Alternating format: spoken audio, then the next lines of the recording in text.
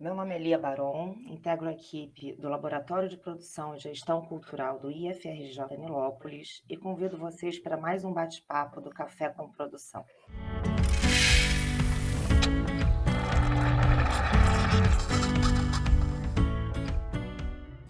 No episódio de hoje, nós vamos conversar sobre o trabalho do jornalista especializado na área da cultura e suas relações com o campo da produção cultural. A ideia é debater as dinâmicas que envolvem esse trabalho e a importância dessa articulação entre o jornalismo e a cultura e a sociedade. Meu nome é Sara Martins, eu sou aluna do curso de Produção Cultural do Instituto Federal do Rio de Janeiro, Nilópolis, e eu estou aqui para participar dessa conversa e tirar algumas dúvidas sobre o tema de hoje com o nosso convidado super especial, Leonardo Lixotti. Leonardo Lixotti é repórter e crítico musical. É autor do texto final do livro Minha Fama de Mal, de Erasmo Carlos, e das análises críticas que acompanham a caixa de Chico Buarque de todas as maneiras. Trabalhou no Globo, escreveu para o jornal É o País e hoje é colaborador de veículos como o jornal Folha de São Paulo e as revistas Piauí e Traços. É também um dos editores da coleção Cadernos de Música e da revista eletrônica Resenhas Miúdas de Crítica Musical. Seja bem-vindo ao Café com Produção, Leonardo. A gente queria que você se apresentasse um pouco e dividisse conosco as suas considerações iniciais. Primeiro, eu queria dizer, é um prazer enorme estar aqui com você, Lia, você, Sara. Bem, eu sou jornalista da área de cultura, eu trabalho na área de cultura como jornalismo desde o início da minha carreira como jornalista. Foi em 2001, já no site do jornal O Globo. Em 2007, eu fui para a equipe do segundo caderno, da versão impressa do jornal, e peguei toda essa transição, né, do veículo online para o veículo impresso, essa crise do jornalismo desses últimos 20 anos, e as tentativas da imprensa mundial de tentar se ajustar a isso. As diversas experiências nesse sentido, né? Então, toda os caminhos possíveis para o jornalismo cultural, as ideias que foram surgindo, que foram se desenvolvendo, e mesmo vendo surgir blogs de pessoas que depois se tornaram pessoas influentes na área, ou agora, mais recentemente, podcasts como possibilidades de desenvolvimento do jornalismo cultural. Eu acompanhei isso, olho isso com muita curiosidade. Depois que eu saí do Globo, em 2019, eu comecei a colaborar com alguns veículos e trabalhar com projetos pessoais que têm a ver com... Eu trabalho sempre associado a um produtor cultural, mas que tem a ver com produção, né?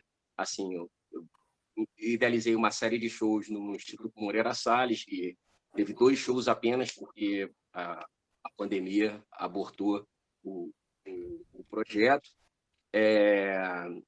Uma série de entrevistas numa casa de shows aqui no Rio, chamada Manus, projeto Cria.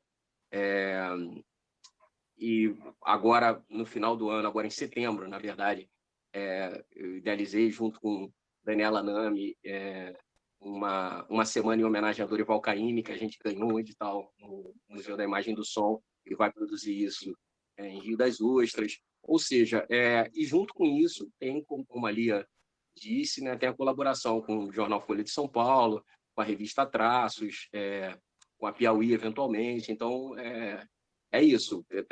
O jornalismo, o jornalista cultural e o produtor, a pessoa que está pensando como é que a cultura, os caminhos da cultura trabalham juntos.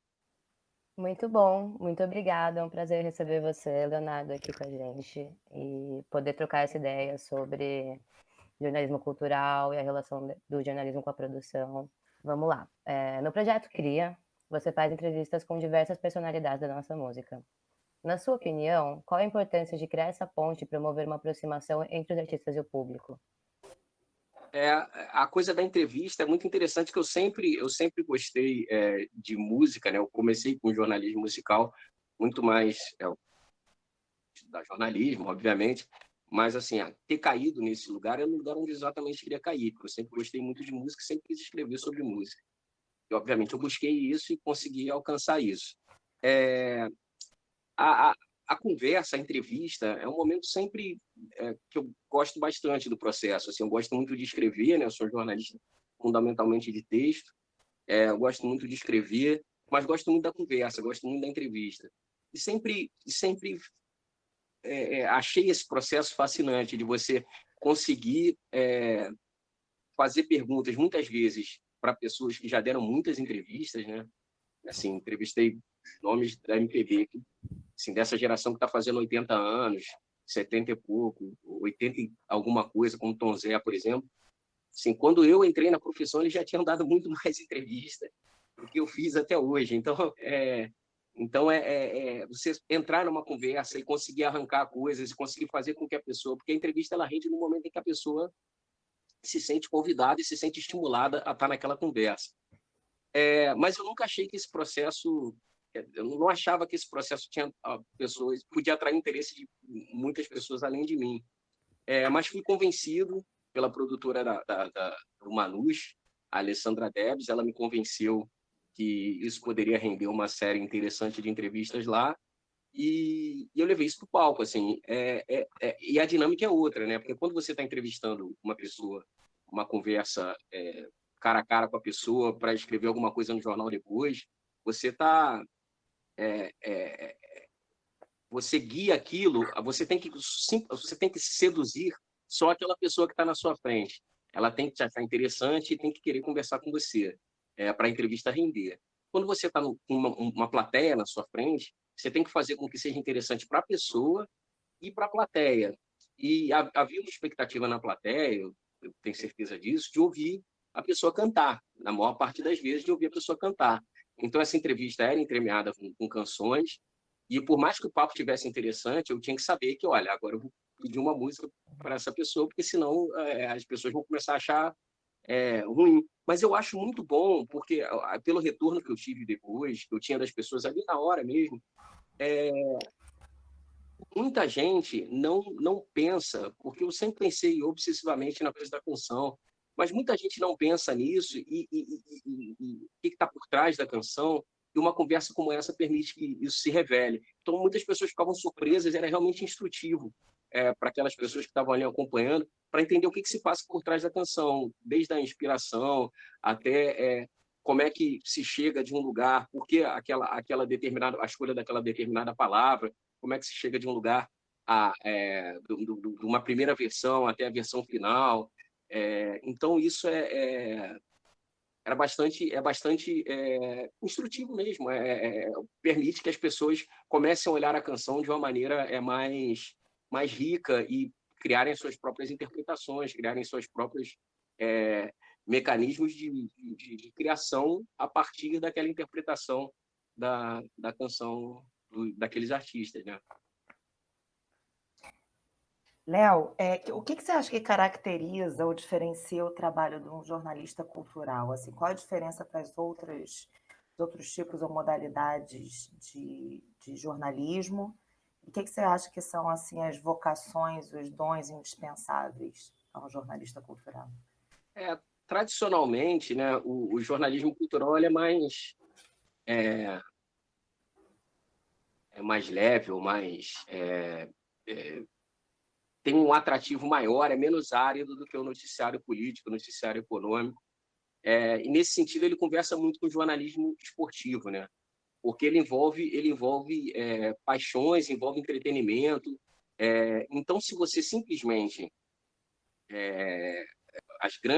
se você simplesmente contar o que aconteceu no jogo, né? Eu penso muito na dinâmica do jornal, né? Na dinâmica do texto. Não penso tanto na dinâmica da TV, porque minha experiência é toda no texto. Mas se você contar, por exemplo, de um jogo, no dia seguinte de um jogo, como é que foi o jogo, todo mundo viu, contar o que aconteceu no jogo, é pobre, assim, não atrai o leitor. Você tem que contar um olhar quase de crônica e um olhar interpretativo. E eu acho que o jornalismo cultural ele tem essa característica de quase sempre lançar um olhar interpretativo sobre o panorama cultural daquele momento. O panorama cultural que você está vendo, seja um panorama mais fechado, seja um lançamento de um disco de um artista, pode ser um panorama mais aberto sobre determinada época. Então é isso, eu acho que esse olhar interpretativo e esse desejo de ir além, que é um desejo que eu acho que é comum ao jornalismo, de ir além do que está dado de cara, né? De além do que está dado no primeiro plano. Só que o jornalismo cultural ele tem mais possibilidades por conta da expectativa de leveza e de entretenimento, mais possibilidades de fazer isso. Ele dá mais espaço, um espaço mais abrangente para você lançar a sua interpretação e lançar o seu olhar. Léo, em relação ao trabalho de um jornalista cultural, como equilibrar a visão do mundo com as visões dos interesses dos meios de comunicação nos quais você atua? Isso é interessante, porque no momento em que o cenário político de alguma maneira está pacificado, né, se torna mais tranquilo o trabalho do jornalista de uma maneira geral, do jornalista cultural mais ainda. Porque se o cenário político está pacificado, ninguém está muito preocupado, por exemplo, os donos de jornal ou as instituições não estão muito preocupadas com o que os artistas estão falando. Mas no momento tenso, que é o momento que a gente vive, pelo menos desde o início das tensões que levaram ao impeachment da presidente Dilma, isso, ou seja, estamos aí com 10 anos, né? Estamos fazendo 10 anos, a gente está 10 anos vivendo num país tenso em termos políticos. Isso acaba refletindo no noticiário cultural também. O que os artistas falam começa a ganhar mais peso. A gente está no meio de uma algumas pessoas gostam de chamar de guerra cultural, né? Entra a coisa das pessoas atacando os artistas e falam do uso da Lei Rouanet, e aí, assim, é muita ignorância nesse debate, é um debate marcado muito pela ignorância, e aí o artista fala um negócio, já é apontado que aquele artista falou aquilo por determinado motivo, e no meio disso tem um jornalista que está trabalhando dentro de uma empresa que tem algum tipo de posicionamento, muitas vezes, no meio dessa guerra. Na melhor das hipóteses, há até uma defesa de um desejo de isenção, né, que faz com que esse tipo de... assim, para não dar voz para esse tipo de coisa. Então, eu acho que assim, o jornalista cultural ele tem que ter noção, como qualquer jornalista, tem que ter noção da sua responsabilidade, perante a sociedade, porque eu não acredito, não sou do tipo de pessoa que acha que o jornalismo cultural é um espaço de perfumaria, né? Ou mesmo o jornalismo esportivo, não acho que ele está ali simplesmente para ocupar um espaço de agrado ao leitor, né? De fazer um cafuné no leitor, que o leitor adulto. Tem até um parêntese curioso, né? O jornalismo cultural ele nasce no Brasil, os segundos cadernos, o primeiro e o segundo caderno do Brasil foi a Ilustrada, da Folha. E ela nasceu, a defesa ali, que havia o discurso, era que, assim, o discurso oficial do jornal, quando ele foi lançado, se eu não me engano, na década de 70 ou 60, era que era parte do jornal para a mulher ler. A ideia era essa, tipo, o homem sério lia o noticiário político, econômico e esportivo, e tinha um negócio ali que falava de cultura, não sei o que lá, mais leve para a mulher. Assim. Então, essa ideia, primeiro, obviamente, essa ideia, por seu machismo e pela ideia de que o jornalismo cultural é uma coisa menor, ela não coaduno com ela de maneira nenhuma. Eu acho que o jornalismo cultural é um espaço que o jornalista cultural tem que ter responsabilidade, mesmo com relação a questões sociais e políticas que estão afetando o país, ou a sociedade de maneira geral. O contexto você está numa empresa, normalmente você trabalha para uma grande empresa, se você trabalha, né, os maiores jornalistas culturais do país trabalham para grandes empresas, torna isso delicado, porque essas grandes empresas têm seus interesses. E é sempre um jogo, alguma medida tenso, é um jogo, alguma medida de de xadrez, assim, você vai por onde você acha que dá para ir. Mas você não vai propor um exemplo bem simples, assim, de entender. Pauta de democratização dos meios de comunicação, por exemplo, você não vai ver essa pauta surgir de maneira livre e isenta dentro de quem domina os meios de comunicação. Assim, isso é muito evidente. Isso para dar um exemplo bem simples, assim, compreensão bem simples. Tem outras camadas mais complexas, como, por exemplo, determinado apoio a determinado político em determinada eleição. Mas, assim, essa por exemplo, de tentativa de regulação, um debate que, se um artista, numa entrevista, fala de tentativa de defende a regulação da mídia, a regulação da imprensa, que é uma pauta que é repudiada por toda a imprensa, toda a grande imprensa, se um artista bota isso numa entrevista, eu acho pouco provável que o jornal ecoe isso em grandes letras, põe isso numa manchete. Léo, eu sou mais ou menos da mesma geração que você, né? Também me formei em jornalismo, embora tenha exercido pouco, passei quase toda a minha vida fazendo gestão cultural. E a nossa geração foi muito impactada pela difusão das tecnologias digitais, principalmente para quem escolheu profissões como as nossas. Eu queria te perguntar como que isso impactou na sua trajetória. E queria te perguntar também como que surgiu a ideia de compor uma revista eletrônica de crítica musical. Como que o Resenhas Miúdas aconteceu, assim, como formulação? Cara, eu acho fantástico as possibilidades. Assim, quando eu vi, vocês viram isso que o Google Arts fez com o Gilberto Gil, né? Assim, um trabalho fantástico de compilação da vida do Gilberto Gil em vídeo, em áudio. Aí surge um disco inédito ali no meio, e fotos, entrevistas. Quando isso apareceu, e faz, sei lá, 2 meses, sob o comando de uma jornalista cultural, colega, Cristina Fiscaldo, quando isso apareceu, eu olhei e falei que assim, cara, isso apareceu agora, em 2022. Falei, cara, quando a primeira vez que eu ouvi falar de internet, e eu fiz um período de faculdade de informática antes de estudar jornalismo, em 1995, eu ouvi falar na faculdade de informática de internet pela primeira vez. Não tinha praticamente nada na internet brasileira, ou seja, eu só via sites gringos e sites muito tosquinhos. A internet comercial era nada. Mas a primeira vez que me explicaram, eu entendi o que era aquilo, eu entrei nos primeiros sites, eu falei, cara, a possibilidade disso Eu pensava num negócio tipo esse que aconteceu agora com o Gil. Eu pensava, caramba, então pode-se fazer um troço assim, um dia, talvez, pode-se fazer. E a gente entrou nisso, a internet virou isso que a gente viu, né?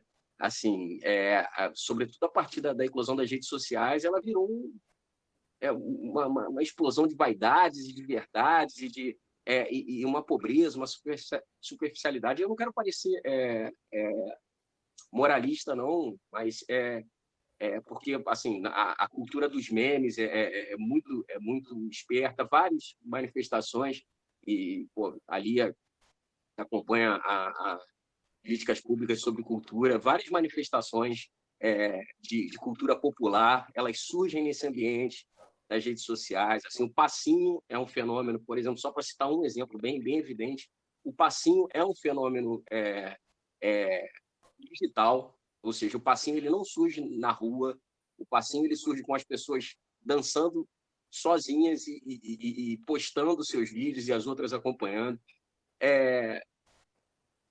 Porém, a internet ela essa tendência humana de patinar na superficialidade. Eu comecei, como eu disse, eu comecei no Globo Online. Eu sempre, para mim, eu antes de começar a trabalhar no site do jornal, eu fiz um pequeno curso de jornalismo online, tive meus primeiros contatos com as possibilidades do jornalismo online num curso aberto da Escola de Comunicação, que eu já tinha me formado, mas fiz um curso aberto lá com o Paulo Roberto Pires, e estava pesquisando esses caminhos isso em 2000, no ano 2000. Estava pesquisando, estava vendo esses caminhos, o que as grandes revistas lá fora, os grandes jornais estavam fazendo de jornalismo online. As possibilidades são infinitas, né? Pensando que você tinha antes uma folha de papel, assim, você podia fazer a reportagem, ela podia hipertexto, só o hipertexto, não estou nem falando em vídeo, áudio, só e as redes, só o hipertexto, ou seja, o link, já permite que você jogue jornalismo para outro lugar, jogue tua apuração, tua reportagem em outro lugar. Isso sempre me fascinou, essa possibilidade de contar histórias de maneiras diferentes, não lineares, como a gente estava acostumado a ver na televisão e nas folhas de jornal, no papel. E eu acho que as possibilidades, sobretudo muito menos pelo que eu produzo e muito mais pelo que chega a mim. Por exemplo, quando eu ouço um podcast sobre música ou sobre qualquer assunto, você pensa, cara, que possibilidade que essa ferramenta oferece, assim. Quando eu vejo uma boa reportagem, New York Times faz reportagens fantásticas no digital, né? Que permite, a tecnologia permite, você vai correndo a tela, a trilha sonora, a música vai mudando, né? O áudio da reportagem vai mudando conforme você vai lendo. Assim, e gráficos, a coisa de usar o infográfico, né? De condensar informação de maneira gráfica. Isso é incrível, com animações. Essas possibilidades são enormes. A gente tentou, com Resenhas Miúdas, que foi uma ideia do Carlos Albuquerque, do Calbuque, que era meu parceiro no Globo, e é um cara que eu já li, ele é de uma geração um pouco anterior a mim, então eu já li, ele é fundador do Rio Fanzine, que foi muito importante para a nossa geração, né? Lia, assim, todo mundo lia, não tinha internet, então o Rio Fanzine era, de alguma forma, a internet da gente que estava aqui no Rio, que era um espaço na grande imprensa dedicado à cultura alternativa. O Calbuque pensou, e é um cara muito ligado nas coisas durante a pandemia, e assim, foi uma ideia do Calbuque, mas foi uma ideia inspirada numa outra ideia, que agora eu esqueci o nome da revista, o Calbuque vai puxar minha orelha, mas era uma revista durante a pandemia, em 2020, já durante a pandemia, feita só por mulheres, uma revista de Instagram, com pequenos artigos e pequenas sessões, elas tinham sessõezinhas, uma revista com data de início e de fim. Ele gostou daquele formato, ele falou assim, cara, olha que bacana isso daqui, olha esse formato. E me mostrou, e falou, vamos pensar alguma coisa para isso, para o Instagram. Que a Resenhas Miúdas é uma revista, a gente chama uma revista eletrônica, que ela publica resenhas de discos diariamente, na verdade 4 vezes por semana, segunda, terça, quinta e sexta. Ela publica resenhas curtas de discos novos, e na quinta-feira a gente publica de um disco antigo, o TBT. A gente publica, então, 4 resenhas por semana, o texto no espaço da imagem do Instagram, né? Então, você lê no Instagram uma resenha de 2 parágrafos, você fica informado. A nossa ideia a gente sempre gostou de resenha de disco, de crítica de disco, assim como crítica de filme. Eu acho esse espaço, o espaço da crítica, o espaço que é o espaço, como eu estava dizendo, do pensamento, o espaço da interpretação sobre as coisas, sobre os fenômenos culturais, a gente sempre se interessou por isso. E aí o Calbuque veio com essa ideia, falou comigo, a gente montou o resto da equipe. Tem, assim, inicialmente, a produtora Mari Faria, a ilustradora Biba Rábica, e chamamos para fazer resenhas conosco a Lorena Calabria, a jornalista, né? Lorena Calabria, e a Pérola Matias, que não é jornalista, mas escreve sobre música. Ela tem uma formação acadêmica, mas ela é um nome muito importante de uma geração mais jovem, escrevendo sobre música. A Lorena, em determinado momento desse processo, depois de um ano, assim, ela não se manteve na equipe.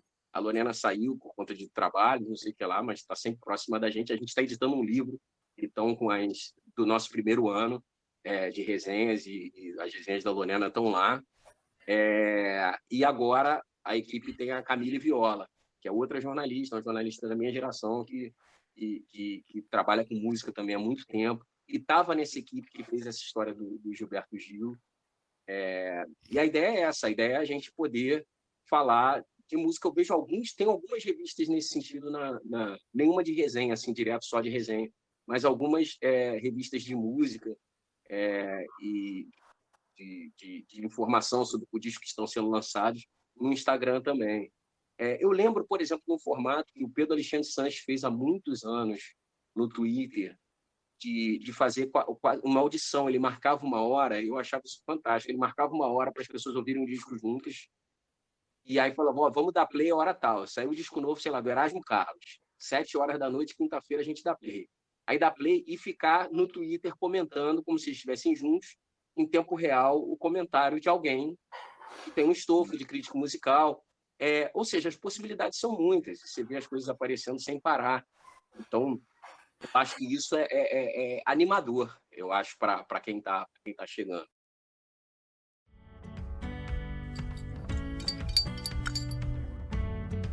Léo, a gente está encaminhando para o fim do nosso papo e a gente queria propor um jogo rápido contigo com respostas curtas. Ok? Ótimo. Vou tentar. Vai, Sara. Bom, qual característica você acredita ser fundamental para quem deseja seguir na área do jornalismo cultural? Olhar para a cultura como ela deve ser olhada, com profundidade, com interesse. Cultura não é só diversão, cultura é o fundamento da presença humana na Terra, assim.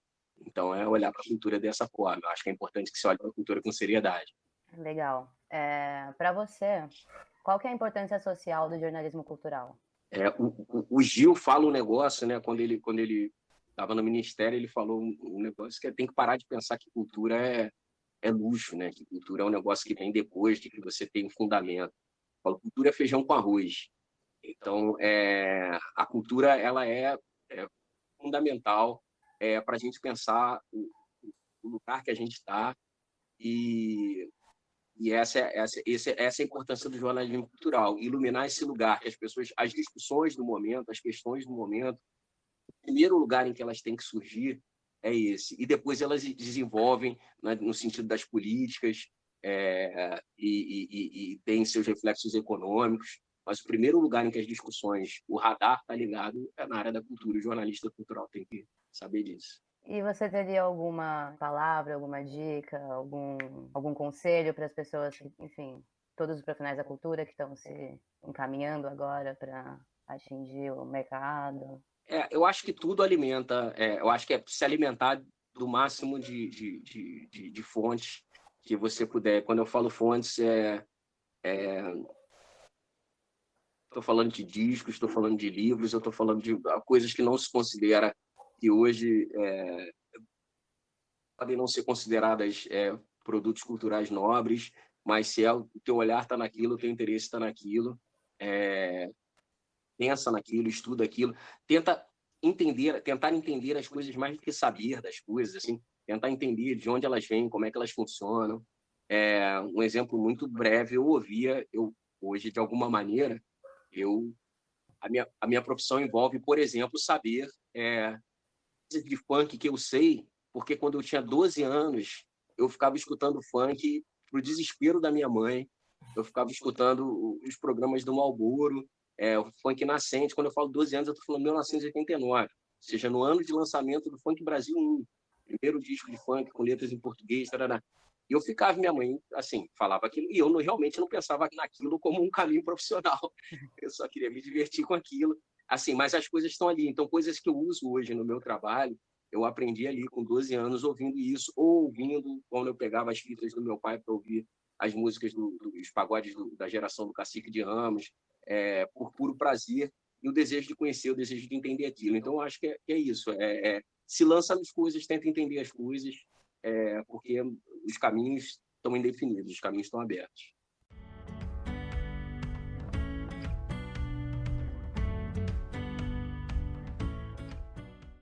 Léo, muitíssimo obrigada pela sua disponibilidade, pela sua presença aqui conosco hoje. A gente gostaria de ressaltar que esse tema, jornalismo cultural, ele foi escolhido numa enquete pelo público, o que nos traz muita alegria e satisfação. Eram muitas opções e foi esse o tema que foi escolhido, e você também escolhido como convidado.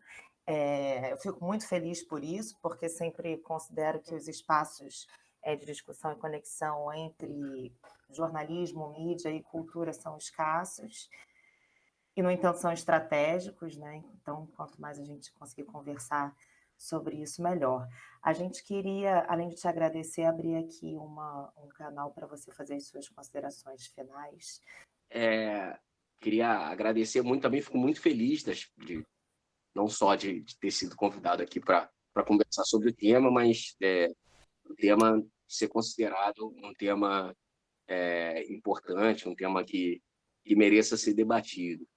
É um campo, eu acho que o jornalismo, o que eu acho importante falar para concluir, é que esse campo, o campo do jornalismo cultural, é um campo que a gente é uma certeza, simplesmente é uma certeza. Assim, a cultura vai continuar sendo produzida, não importa o que façam, não importa o que aconteça no mundo, enquanto existir a gente estiver por aqui, a cultura vai continuar sendo produzida e esse espaço de pensamento, e um desses lugares de pensamento, existe a arte como lugar de pensamento, a filosofia como lugar de pensamento da cultura, e existe o jornalismo cultural como lugar que, a princípio, pode parecer comparado a esses dois outros exemplos que eu dei, a filosofia e a arte, um lugar mais, o jornalismo cultural pode parecer mais superficial, mas é um espaço amplo e democrático de debate, de participação.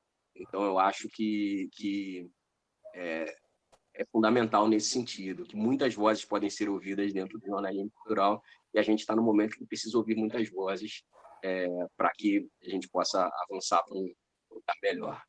Eu queria agradecer também a participação de vocês.